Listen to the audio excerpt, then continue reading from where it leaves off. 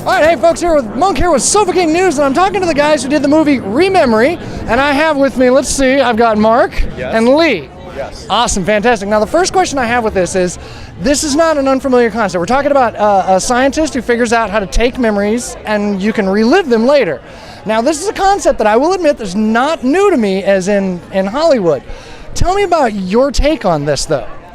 Well, I mean, the film itself is the entrance point is the machine to sort of go back through your memories and see them exactly as they were. But that's really the entrance point. I mean, it's a sort of a story about Peter Dinklage's journey in uncovering the truth of the past or understanding the past to kind of be able to move on with his own life. And that's interesting because he comes in and it starts off with this scientist's wife, and then the movie kind of takes and follows Peter, I guess, and that's a really interesting twist. So it really is about his character. Tell me a little bit about his character. Well, it's hard to discuss his character because obviously there's a lot of twists and turns the film takes. I mean, I kind of describe him as a little bit of a memory detective. You know, I mean, he's having to solve the murder of the inventor of the machine by looking through the test subject's memories. Oh, wow. So he steals the machine and he puts together all the test subject's memories, and he's going through that, but really he has ulterior motives. He's not being truthful with what he's after, and sooner or later it all kind of comes to shed. Wow, I mean, this sounds like a really intriguing film. I'm sucked right in just talking to you. So did you have Peter in mind when you wrote this? I wrote it for him. Oh. I wrote it for him. I mean, basically I'd had the seed of the idea years ago. I'd worked with him on my first film, and I said, let's have a dinner. And I, brought my journal that I had all the ideas in, and this is, I kind of said, this is what I'm thinking. This is kind of the world vibe. And he said, let's do it. I'm in. And then years later, here we are. So yeah, it's very much. It has to be.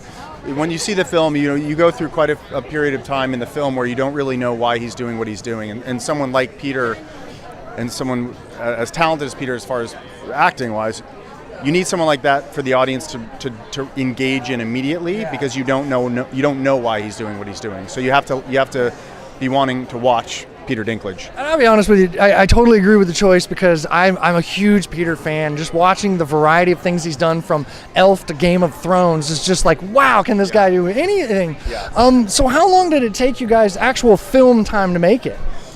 We had, unfortunately, thanks to this guy, 21 days? I think 22. I think we added that one on the end. Oh, there. yeah, maybe 22 days. Okay. Yeah, 22 days of shooting. We could have used another 22. Yes. We also had, that was sort of a main unit, but we also had a memory unit. Oh. So we were shooting simultaneously memories as well as the main story of the film. Wow. And I got to ask, just as a personal, because I like dabbling in film, how hard is that to film timelines like that?